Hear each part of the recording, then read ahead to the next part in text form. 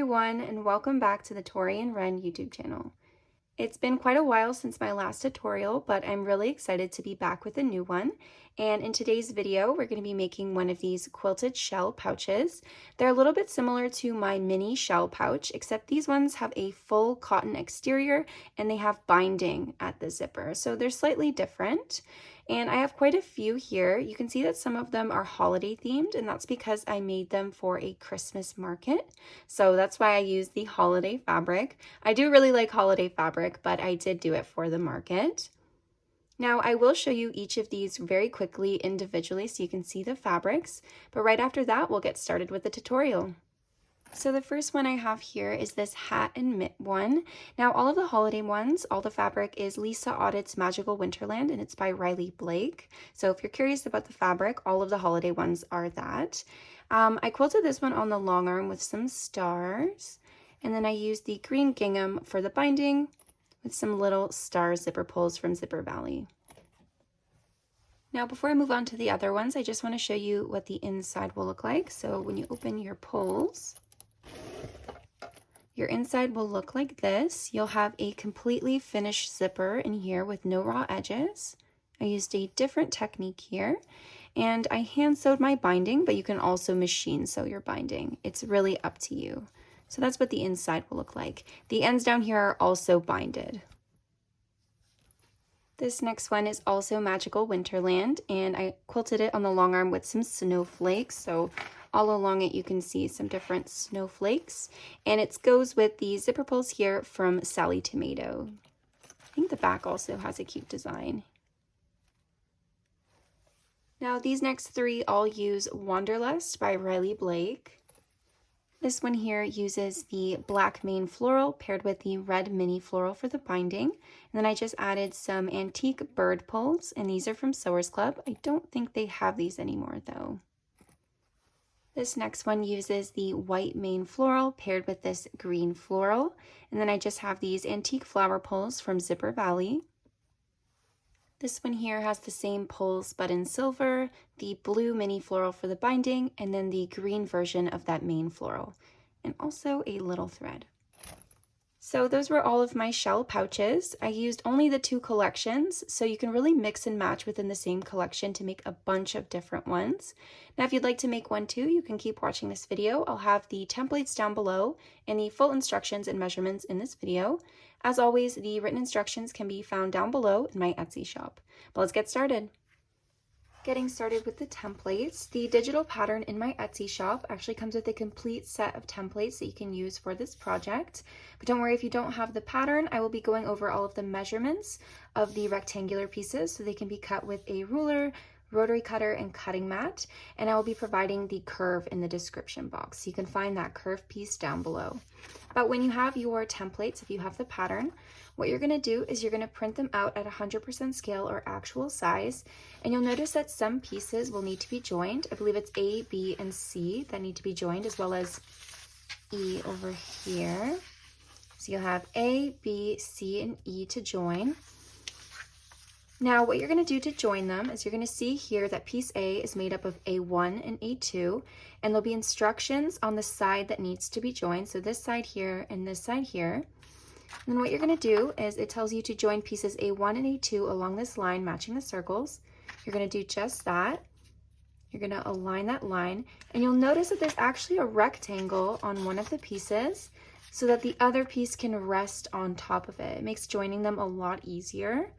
Now you can use double-sided tape, you can use a glue runner, or you can just use standard desk tape to tape this together, whatever you prefer.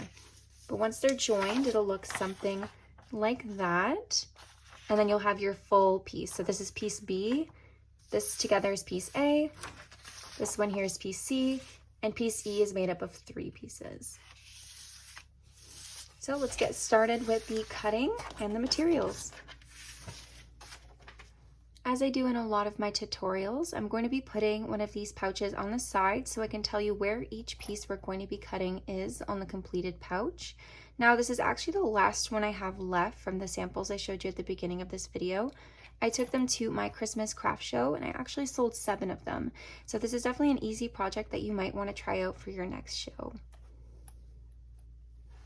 Starting with print A, you're going to need 2 pieces cut from piece A, which measures 8.5 by 10. And if you're using directional fabric, you're going to want the top of the design here and the bottom of the design here, because this is where we're going to join it. These 2 pieces are the bag body. So we're going to be joining the bottom of the fabric just like this, so that this side is on one side of our pouch and this side is on the other side of our pouch. So I'll show you what I mean here. This would be one side, and this side here would be the other side. So if you're using directional fabric, you can cut it that way, and we'll be joining the bottom. So again, 2 pieces of 8.5 by 10. Of print B, which is also quilting cotton, you're going to need to cut 1 piece of piece C, which measures 9.5 by 9.5. It's a square, and this is going to be used for our exterior binding. So it's going to be cut on the bias so that it goes around that top curve. So as you can see here, it'll be our accent right along the top. So mine is just this snowflake fabric. Of print C, which is also quilting cotton, you're going to need 1 piece of piece E. My piece here is upside down, and it measures 16.5 by 10. And directional fabric isn't recommended for this piece because it's going to be our lining and it's going to be like this. So if we use directional fabric, on one side it's going to be upside down. Okay, so no directional fabric for this piece here. And I'm actually using the same fabric I used for print B for print C because that's what goes with my print A. So that's why they look the same. But this will be our lining inside the pouch.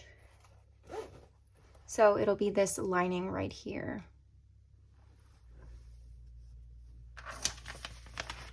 Our last quilting cotton pieces are piece D, measuring 1.5 by 4 3/4. And we're going to cut 2 of print C so that it matches our lining, because these will be inside. So in here again, they're just down here to finish our seam on both sides.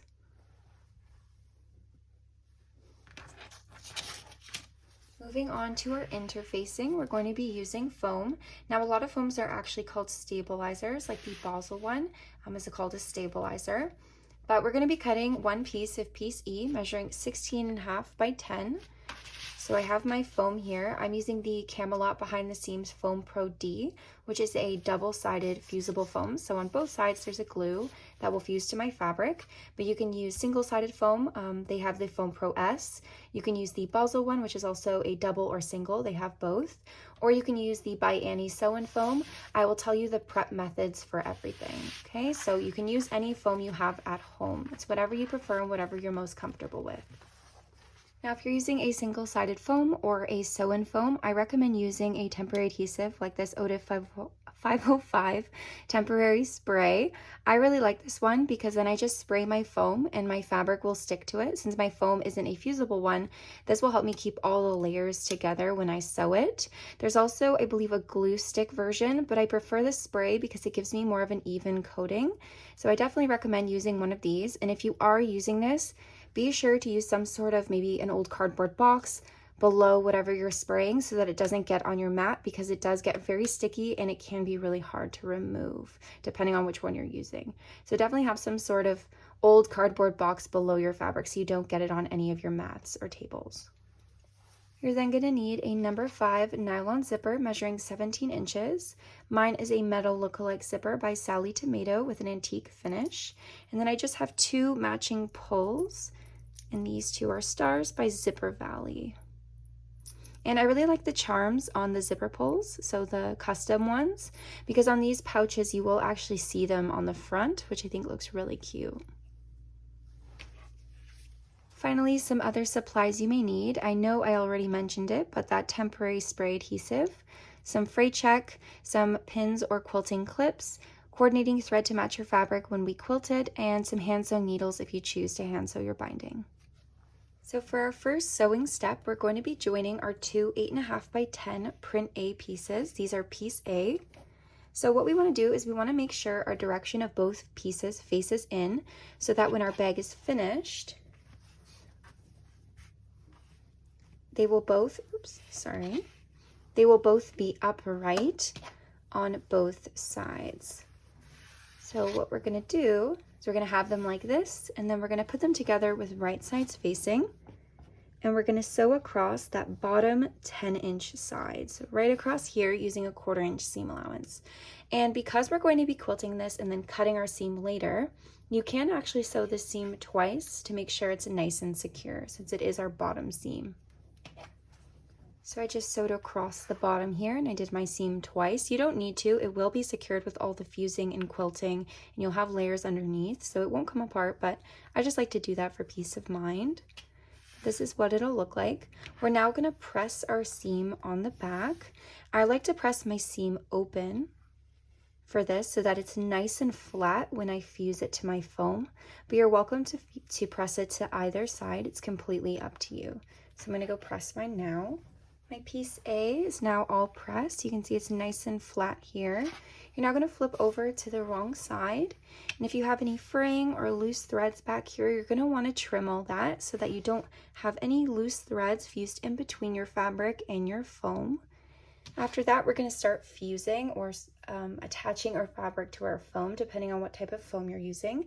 I'm going to go through each kind one by one, starting with the double-sided. So for our double-sided foam, which is the one I'm using, I'm going to start with my print C piece, our lining, measuring 16.5 by 10. I'm going to put it like this with the right side facing down to my table. I'm going to grab my double-sided foam and I'm going to align that on top as best as I can. So because it's double-sided, one of the glue sides will now face the wrong side of my print C or my piece E. And then I'm going to take my joined piece A and I'm going to line it on top. It should now measure the same size once it's been joined. And I'm going to put the wrong side of piece A to the glue side, the other glue side of my foam. And then I'm going to take this to the iron and I'm going to press it. I like to use steam, but I know some people don't. It's really up to you, but I'm going to give it a really good press until both layers are stuck together. Sometimes the top layer will fuse better than the bottom layer. Then you just flip it over and press on the other side. Just make sure that the foam never really moves or shifts from your fabric because you don't want it to stick to your mat or your ironing board and not your fabric, and then it's fused wrong on the wrong side. Just try to make sure they're always aligned so that they fuse nicely all together. So you can fuse this side and then you can press on this side as well to make sure everything's nice and stuck. So for our single-sided foam, you're going to get your piece of foam, your piece E, measuring 16.5 by 10. I don't have any single-sided on me right now, so I'm just using my piece as an example, but I will give you the right instructions for yours. What you're going to do is you're going to have it on your table with the glue side facing up. So this is the glue side here, and the other side won't have any glue, and that's the side you want facing your table. You're then going to get your piece A or print A. Again, you're going to align it on top. Just like I said before, it should measure the same size now. And then you're going to take this to the iron and you're going to press or fuse it. So the wrong side should face the glue side of the foam. Once that's fused, you're going to flip it over. And like I said before, if you're using the temporary spray adhesive, you're going to want to have some sort of old cardboard box or something over your table to prevent the spray from sticking to that surface instead of the box. So on the side without the glue, you're going to spray your spray adhesive so that it's nice and sticky. And try not to move this around too much when you're spraying, because if you spray here, you're going to end up with glue around the border. And then if you move this, your fabric's going to end up on top of that glue. So this fabric, you don't want on top of that glue. But once you've sprayed it and it's sticky, you're going to get your piece E cut from print C, measuring 16.5 by 10. And you're going to put it on top and press so that it's nice and stuck. So press with your hands, not the iron. So you're going to press it, it'll be nice and stuck, and then both sides will be stuck to your foam and they'll be ready to quilt. So for your sew-in foam, again, I don't have any sew-in foam, so I'm just using my piece that I cut before as an example. But you're going to take your sew-in foam, you're going to put it on top of whatever cardboard surface, protective surface you have. You're going to get your spray adhesive and you're going to spray an even layer on your foam. Then when it's all sticky, you are going to put either your piece A or piece E on top with the wrong side facing the sticky side of your foam. And you're going to press it on firmly with your hands to make sure it's nice and stuck and flat. If there's any spots that aren't stuck, you can actually lift it up gently, spray a little bit more, and then re-stick it down. Just try not to spray too close, because I find when I spray too close, it'll put the glue all in one spot, and it'll be very dense with glue in one spot. So try to spray from a little bit far away and try not to get any on the right side of your fabric. Then once one side is done, you're gonna flip it over and you're gonna repeat the same process on this side with your spray, just making sure that you have another clean surface below, because you don't want to flip this over and stick the right side of your fabric onto the glue that may have gotten onto that surface.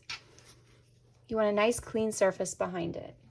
So if that means flipping over an old cardboard box you were using at the beginning, you can just flip it over to the other side. It won't have any glue and it'll be that same old cardboard box. But once this side is sprayed with glue, you're going to do that again, spray it with glue. You're going to get your piece A or piece E, whichever one you have left over, and you're going to do the same thing. You're going to firmly stick it to your foam, making sure that all areas are stuck. So it should be stuck on both sides. So I've fused my pieces on both sides of my foam. This is my exterior, or my piece A, and this is my lining, or my piece E. I've already drawn some lines for my quilting, but I will explain those in a moment. But what you're going to do now, once your piece looks like this, where it's nice and stuck together, is we're going to quilt them in a design of your choice. So you can do squares, like I'm going to explain here. You can do diamonds. You can do a stitch on your machine where it's wavy lines. You can also use a seam guide, so you can draw one line and then just use your seam guide to keep sewing the next lines in one direction. It's really up to you. Whatever you wish to quilt on your pieces, you can go ahead and do. Something I do want to note is that if your machine produces a stitch that looks better on the top than the bottom, you're going to want to sew on your exterior side, on this side, so that you have the nicest looking stitch on this side. You don't want to sew on this side and then your stitch doesn't look as good on the outside. My machine does both kind of the same, so that's why I can quilt on the lining side. But what I typically do for my quilting is I draw my lines 1 inch apart in one direction throughout the whole piece. I just drew a little section right here for you with an erasable marking pen. Make sure it's erasable because you don't want to draw these lines and then they don't come off later. They will be visible if they don't come off. So make sure an erasable marking pen. Then once I've drawn my lines in one direction, 1 inch apart, I'll draw my next set of lines at a 90-degree angle or perpendicular to those lines, and I'll do them again 1 inch apart so that I have little squares. If you want to do diamonds, you can actually just rotate your ruler slightly, and you can see here, if I draw my line here and here, this in here is the diamond that I'll get. So you can rotate your ruler to decide the type of diamond you want. So if I draw my line like this, and then I draw my next line right beside it, 1 inch apart. We're going to ignore these ones for now. I'll have a diamond right here instead. So you can do diamonds, squares, like I said, any design you'd like. And you can go ahead and quilt it now. Now I forgot to mention, for some machines, I do recommend using a walking foot. It'll just make it a lot easier with sewing the foam. So I have my quilted piece here. Mine was quilted on the long arm, so I have little stars and swirls on mine. And mine did shrink by about 1/2 inch all the way around. So yours may also shrink depending on the design that you choose, but that's okay. I gave us some extra around so that when we cut our piece out, we have more than enough fabric. So what we're going to do is we're going to grab the piece B template. I'll have this curve linked in the description box below. And what you're going to do is you're going to align this joining edge right here with your seam so that it's nice and centered with your piece here, that your seam will be right at the bottom. Then if you fussy cut your design, you're going to also want to make sure your piece is centered with your design, just to make sure that you don't cut it and then it's in the wrong spot. So what we're going to do is we're going to pin all the way around. So pin our template to our foam piece, and then we're going to cut it. I like to use very sharp fabric scissors. I find with the rotary cutter, because of the puffiness of the foam, it actually creates jagged edges. So I recommend sharp fabric scissors for that. And I'm going to go cut mine and I'll be right back. Now that our piece is cut out, it'll look something like this. What we're going to do to secure our quilting so these stitches don't come out is we're actually just going to sew all the way around using 1/8 of an inch seam allowance, so just really close to the edge, just to secure those stitches in place. So once you've sewn all the way around, it'll look something like that. And that seam also helps us to secure the joining seam right here because we did cut it right in the middle of the seam. So to prevent it from falling apart as we handle our project, we have that seam there just holding it in place right now. Now we're going to work on our binding, so we're going to set this aside.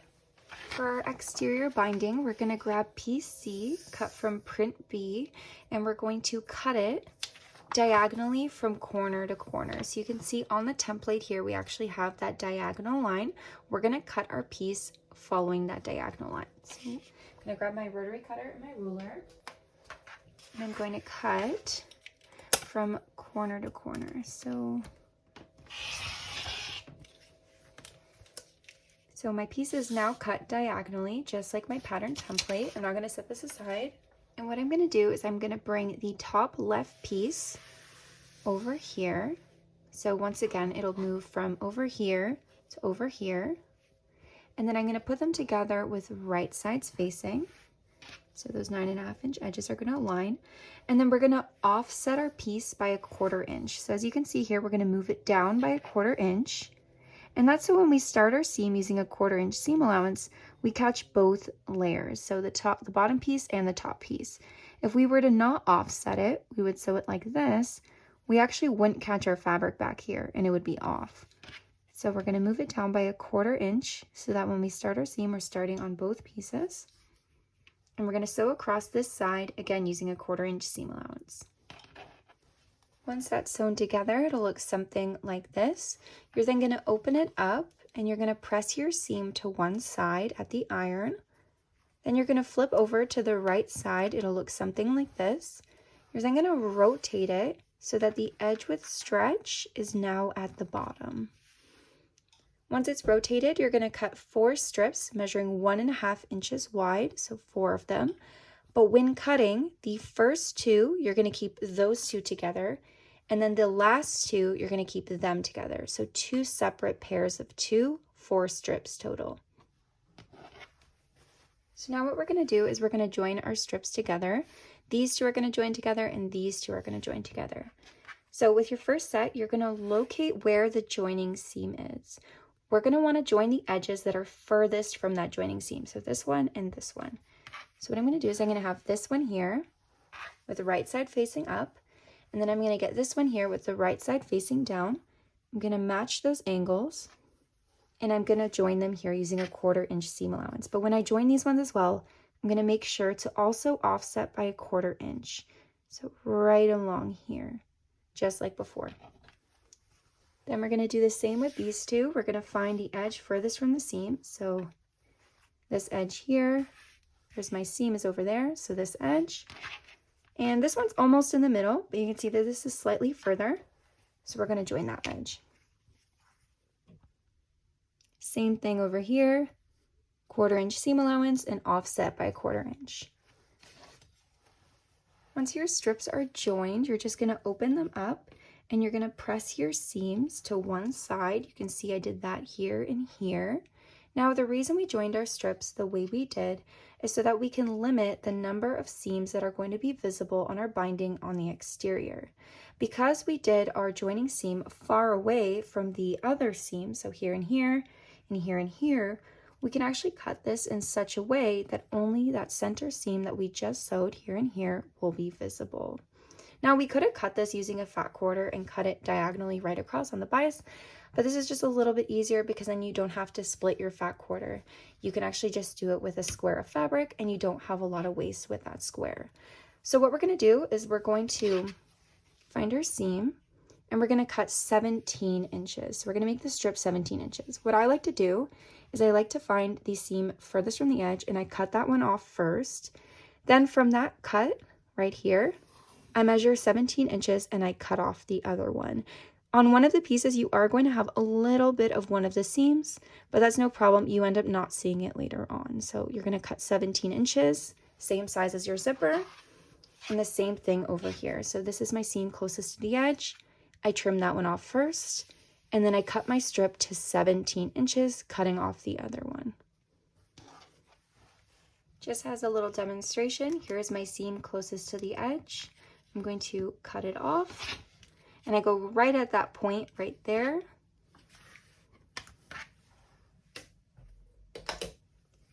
And then I measure 17 inches. Mine is down here.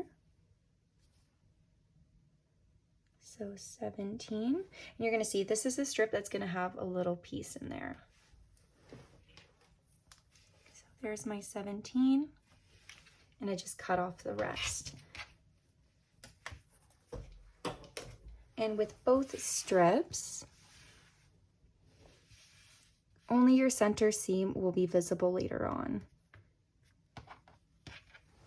Now taking our 17-inch piece of zipper tape and our 2 binding strips, we're going to attach it together.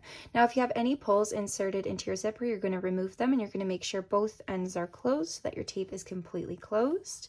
And what we're going to do is we're going to machine baste. So with machine basting, I like to use a slightly longer stitch length and I like to use 1/8 of an inch seam allowance.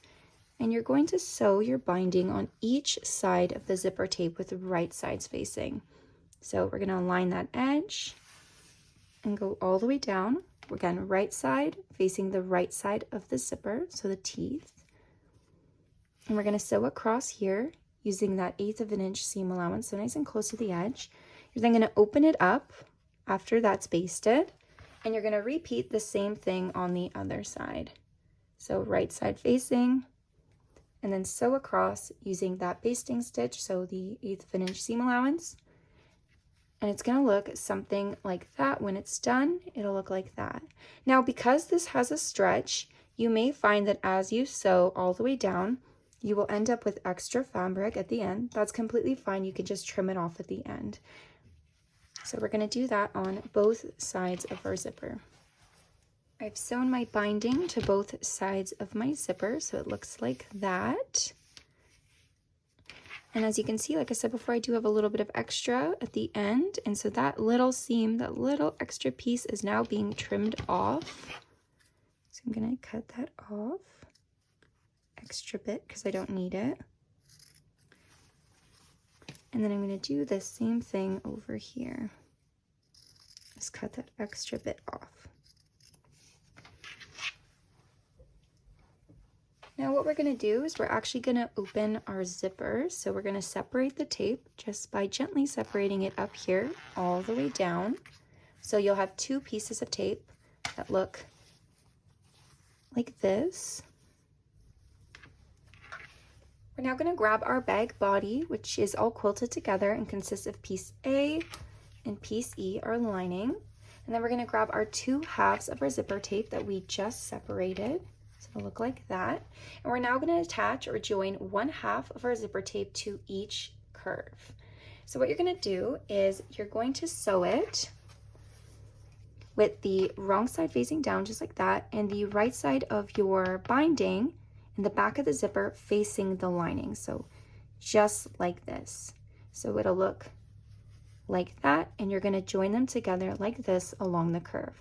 Now, a technique that I like to use, because it makes it a lot easier to join that straight zipper along the curve, is I like to start sewing here just like this. And as I go along, I keep my zipper aligned with my 1/4 inch marker on my machine, whether that's a line or my presser foot, and I keep it straight the entire time. And all I rotate is the top piece. So if I'm sewing, I'm going like this, I get over here, I start to rotate that top piece. So as I sew along, you can see it'll always maintain that 1/4 inch seam allowance while sewing along that curve. Now, I showed this technique in my 2-tone mini zipper bag tutorial, so you can also go watch that one. I think I have a clip on top of the video of me actually sewing it. Because of my space, I can't have a second camera to show this angle, but I can show you a clip while I'm sewing it from this angle here. But again, you're going to keep sewing, 1/4 inch seam allowance with that zipper, and only rotate the top as you go along.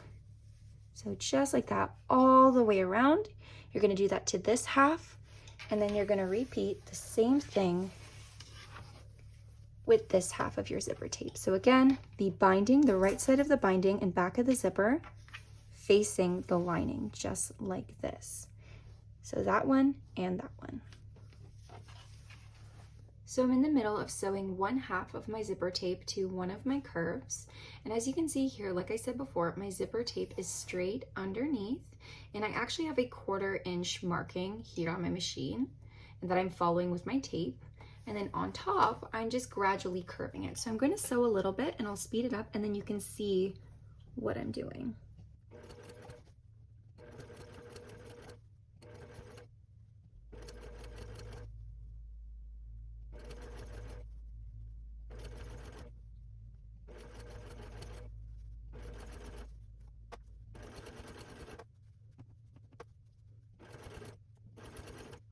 Once you've sewn your zipper tape to your curves, it'll look something like this on both sides. On this side, I just pre-clipped my binding to show you what we're going to be doing with the binding next. But at this stage, both sides will look like this. This is the piece A side, and this is the piece E side. So your zipper tape is under here. Now what we're gonna do, I've already done it on this side, but we're gonna bring our binding to the front, just like that. Because now we're going to fold our binding so we can conceal this raw edge. And then all we'll be left with is our zipper tape and no raw edges on the lining side. So what I like to do is I like to bring my binding like this, and then I like to fold this section under, kind of like to pre-fold it a bit.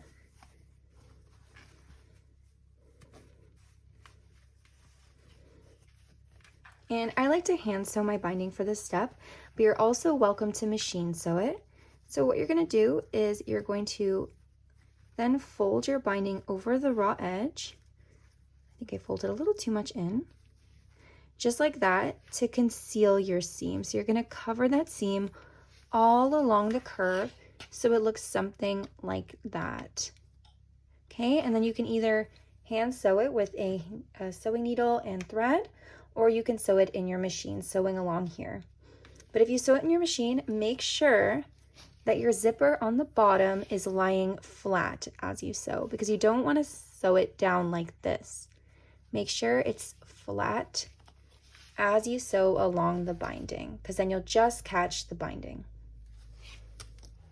Now that my piece is hand sewn, it looks something like this on both ends. I'm just gonna grab a pair of scissors and I'm gonna trim off the extra binding and zipper tape from the ends here. Now that the ends of the zipper and extra binding are all trimmed, we're gonna add our 2 zipper pulls to our zipper. So we're gonna add 1 pull on this side by bringing these 2 ends of the tape together, and then we're gonna repeat on this end with these 2 halves of the zipper tape. So starting over here, we're gonna fold our piece like so to bring our zipper tape together. And we're gonna grab our pull. We're gonna insert a little bit of tape into the pull on both sides, so right there, and on this side here. And then when it's even on both sides, we're just gonna tap a little bit to push our pull in. This pull is a little bit challenging, but as you can see here, it's right at the end. And with these pulls, I find I kind of have to pull a bit hard to get them in. So that's what it'll look like. And then you're gonna do the same thing on this side. So a little bit of tape on each side of the pull.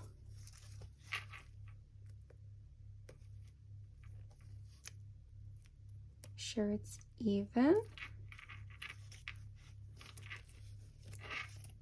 So mine's even, and we're gonna bring them to the middle. Once you've brought your pulls to the middle of your zipper, like so, you're gonna check that you have an even amount of tape on both sides of the pulls when they meet. If you don't, let's say you have a little bit more tape on this side, you're gonna pull out your pull and then reinsert it, leaving more of that side of the tape out so that it can take some of that extra from here in the middle. Okay, but mine are even, so I'm gonna leave mine. Next, what you're gonna do is we're actually gonna hand baste or machine baste these 2 ends, so our binding ends, together so that they meet where the zipper starts. So I'm just gonna do it right here. And you wanna do either 1/4 inch or less than 1/4 inch so that whatever seam you do here to baste that isn't seen later when we sew our corners closed. So you're gonna do it on this side and on this side. I like to do it by hand because it's a bit harder to get this in the machine like this.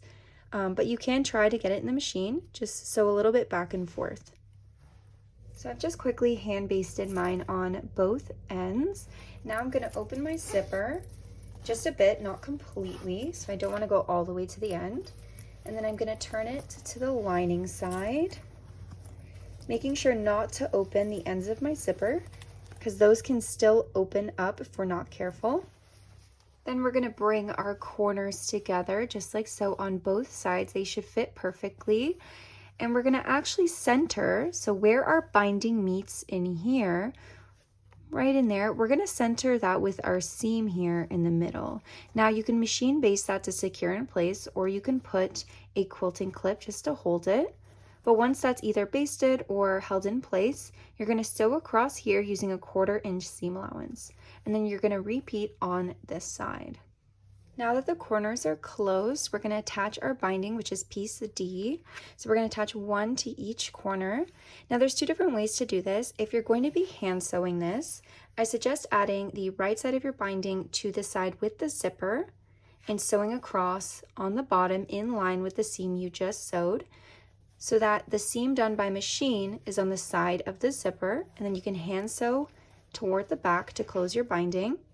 If you're machine sewing, I suggest sewing your binding to the back here with the right side facing the bottom, and then sewing across here so that when you're finishing your binding, just like that, you can sew across here to finish your binding, and then the nicest side of your closing seam will be on the side that's most visible in the lining. Okay, so you can decide which side you want to add it to. I'm going to be hand sewing mine, so I'm going to be adding 1 here, and then 1 on the other side of my zipper, just like so. And then from the bottom, I'm going to sew in line with the seam I just sewed. And now when adding your binding, you want to make sure that it's centered with that corner so that you have an equal amount of fabric on this end and this end, because we're going to be folding it in later, and you want to have enough to work with on each side. So you're going to do that here and here. So once you've added your binding, it'll look something like this, depending on which side you added it to. Mine just has a couple wet spots because I just added fray check to the end of my zipper tape, so you can do that as well if you'd like.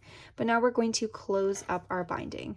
So I've already done it on that side, so I could show you what it'd look like all folded. What you're going to do is you're going to open your binding, whether it's on this side or that side. Then you're going to flip over to this side, and you're going to fold the end up like that, and then in, just like so, in line with your seam allowance. And you're going to fold this down and then over to cover the raw edge. I'm just going to use some quilting clips to secure mine in place as I fold it. Then you're going to do the same thing on this side, so fold this and then fold it over. And you're going to fold it down. This side's always trickier for me. Just like that. And you can adjust it as you go. It's all folded in there. So you have a nice finished corner. It's all folded in. Nice finished corner on that side as well.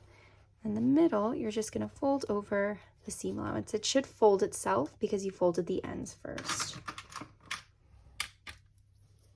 Just right in there. So it'll look something like that on both sides. Now because I folded mine into the bottom, I'm going to hand sew in here to secure it in place. But if you'll be machine sewing, you'll be on this side. You'll have this side to sew, and you just sew across to cover that seam allowance and that seam, okay? So I'll come back to you when my pouch is all done.